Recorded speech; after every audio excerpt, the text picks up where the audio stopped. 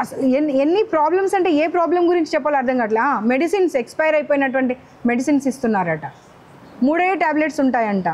ఒకటి డోలో 650, ఇంకొకటి లాక్టోకాలమైన్, skin problem వస్తే జిందా తిలిస్మాన్. ఎవరికి ఏ ప్రాబ్లం వచ్చినా దాన్ని తాగిపిచ్చేసి పంపించేస్తున్నారంట. ఒక అమ్మాయి లంగ్స్ ప్రాబ్లం అయిందంట. ఇదే ఫుడ్ తిని ప్రాబ్లం వస్తే ఆ అమ్మాయి బ్లడ్ వామిటింగ్స్ చేసుకుంటే కూడా ఆ జిందా తిలిస్మాత్ వాటర్లో వేసి అదే తాగిపిచ్చేసి నీకేం కాలేదు, చదువు తప్పించుకోవడానికి డ్రామాలు చేస్తున్నామని మాట్లాడారంట. సార్, వాళ్ళు చదువుకోవడానికే వచ్చారు. తప్పకుండా మీరు గురువులు దైవంతో సమానం. నేను చెప్తున్నాను, నేను గురువులను కూడా కించపరచట్లేదు, తగ్గించట్లేదు. గురువులు దైవంతో సమానం. కానీ ఆ పిల్లల మానసిక స్థితిని చూసి, వాళ్ళ ఐక్యూ లెవెల్స్ని చూసి వాళ్ళకి మనం చదివించాలి. అంతేకాని రాత్రి 10గా ఒక్కొక్క క్లాస్ 3 అవర్స్ ఉంటుందంట. 3 అవర్స్ మధ్యలో ఎవరికైనా టాయిలెట్ వచ్చినా, వాష్రూమ్ వచ్చినా వెళ్ళకూడదు. వీళ్లకు బ్రేక్ ఇచ్చినప్పుడే వెళ్ళాలి తప్పించి మధ్యలో వెళ్ళకూడదంట. దానివల్ల యూరిన్ ఇన్ఫెక్షన్స్ అయి కూడా చాలామంది పిల్లలకు ప్రాబ్లమ్స్ వచ్చాయంట. వీళ్ళు కొట్టిపడేస్తున్నారు వాళ్ళకి ఆ మాట చెప్తే.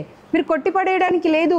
800 మంది మాట్లాడినటువంటి వీడియో రికార్డింగ్స్ నా దగ్గర ఉన్నాయి. నేను ఇప్పుడు మీకు అవి ప్రొవైడ్ చేస్తాను.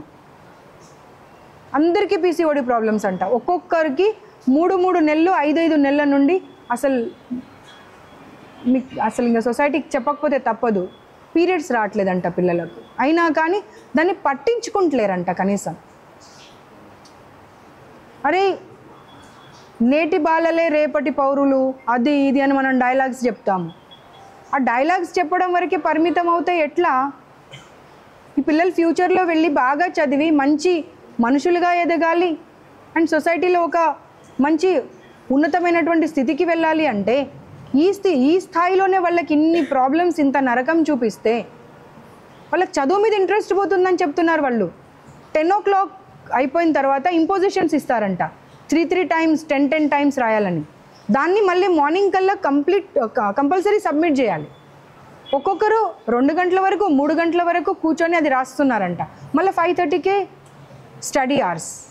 నేను అందరికీ రిక్వెస్ట్ చేస్తున్నాను, ఇటు తల్లిదండ్రులకు, అటు ఇన్స్టిట్యూట్స్కి, ఇటు గవర్నమెంట్కి, ఖచ్చితంగా పిల్లలకు చదువు ఇంపార్టెంట్ అయినా సరే ఫిజికల్ యాక్టివిటీ కోసం 2 క్లాసెస్ పెట్టాల్సిన అవసరం ఉన్నది.